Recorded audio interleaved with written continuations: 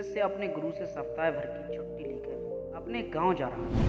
तब गांव पैदल ही जाना पड़ता था। जाते समय रास्ते में उसे एक कुआं दिखाई दिया। शिष्य प्यासा था, इसलिए उसने कुएं से पानी निकाला और अपना गला तर किया। शिष्य को अद्भुत तृप्ति मिली, क्योंकि कुएं का जल बेहद मीठा और ठंडा था। शिष्य ने सोचा, क्यों ना यहाँ का जल गुरुजी के लिए भी ले चलूं। उसने अपनी मशक भरी और वापस आश्रम की ओर चल पड़ा। वह आश्रम पहुंचा और गुरुजी को सारी बात बताई। गुरुजी ने शिष्य से मशक लेकर जल पिया और संतुष्टि महसूस की। उन्होंने शिष्य से कहा, वाकई जल तो गंगा जल के समान है। शिष्य को खुशी हुई। गुरुजी से इस तरह की प्रशंसा सुनकर शिष्य आज्ञा लेकर अपने गांव चला गया।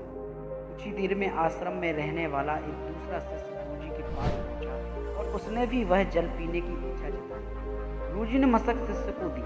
शिष्य ने जैसे ही घूंट भरा, उसने पानी बाहर कुल्ला कर दिया। शिष्य बोला, गुरुजी, इस पानी में तो कड़वापन है और ना ही यह जल शीतल है।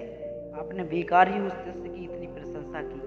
गुरुजी बोले, बेटा, मिठास और शीतलता इस जल में नहीं है तो क्या हुआ, इसे लाने वाले के मन में तो है। जब उस शिष्य ने जल पिया होगा तो उसके मन में मेरे लिए प्रेम उमड़ा। यही बात महत्वपूर्ण है। मुझे भी इस मशक का जल तुम्हारी तरह मीठा नहीं लगा, पर मैं यह कहकर उसका मन दुखी नहीं करना चाहता था। हो सकता है जब जल मशक में भरा गया तब वह शीतल हो, और मशक के साफ ना होने पर यहाँ तक आते आते यह जल वैसा नहीं रहा। पर इसे लाने वाले के मन का प्रेम तो कम नहीं होता है ना। दूसरों के मन को दुखी करने वाली बातों को टाला जा सकता है और हर बुराई में इच्छा खोजी जा सकती है।